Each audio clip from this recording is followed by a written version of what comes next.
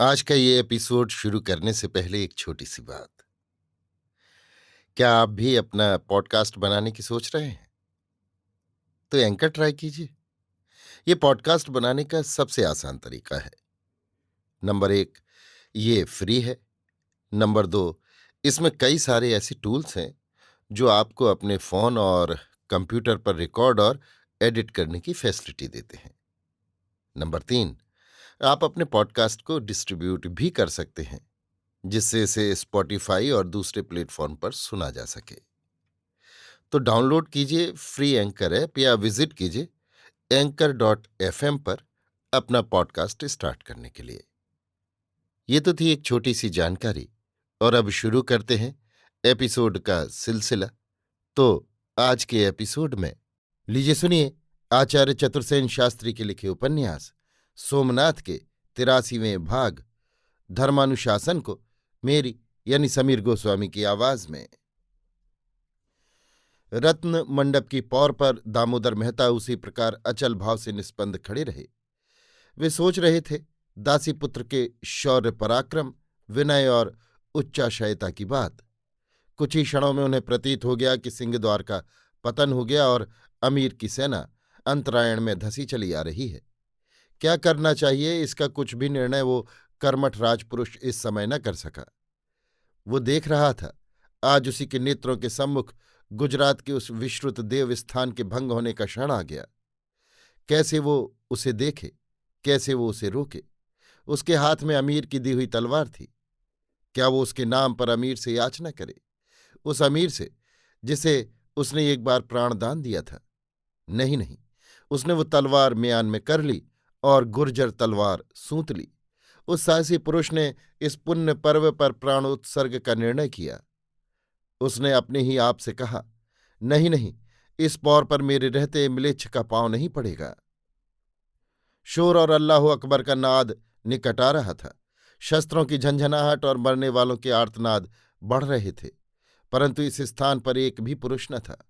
सामने गर्द उड़ती आ रही थी, और कुछ ही क्षणों में शत्रु इस भूमि की रजकण को रक्त रंजित करने आ पहुंचेंगे, ये वो जानता था। दामू मेहता एक पौर नीचे उतरे।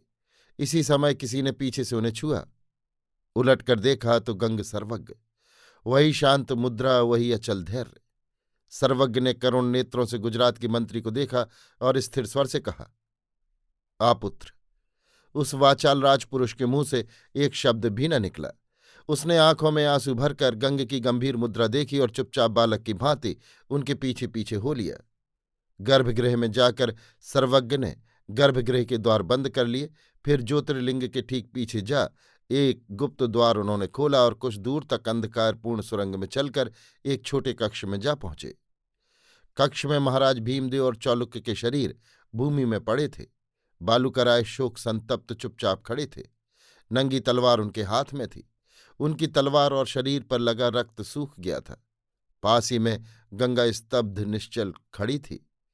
गंग ने शांत वाणी से कहा, पुत्र, चालुक्य तो कैलाशवासी हुए, परंतु महाराज सेनापति केवल मूर्छित हैं। उनकी रक्षा का भार मैं तुम्हें सौंपता हूं। पुत्र, गुजरात के गौरव की रक्षा करने को ही भीमदेव जीवित रहें, ऐसा ही देवादेश है। अब समय कम और काम बहुत है, एक एक क्षण मूल्यवान है। आओ मेरे साथ। ये कहकर सर्वज्ञ ने अनायासी महाराज भीमदेव का शरीर अपने बलिष्ठ हाथों से कंधे पर उठा लिया। बालुक ने बाधा देकर कहा, गुरुदेव, ये क्या? यदि ऐसा ही है तो वो भार मुझे दीजिए। नहीं पुत्र, तुम्हारी भुजाओं पर तलवार का भार है, वही रहे। ये मेरा धर्मानुशासन है, बाधा मत दो। अपनी तलवार ले सावधानी से मेरे पीछे आओ। फिर गंगा की ओर घूमकर कहा, गंगा, अब तू। जहां आपके श्रीचरण। गंगा जा, चौला को देख। जिसे देखना मेरा व्रत है उसे ही देखूंगी। इसके लिए मैंने महासेनापति का राज्य अनुशासन भी नहीं माना, आपका धर्मानुशासन भी नहीं मानूंगी।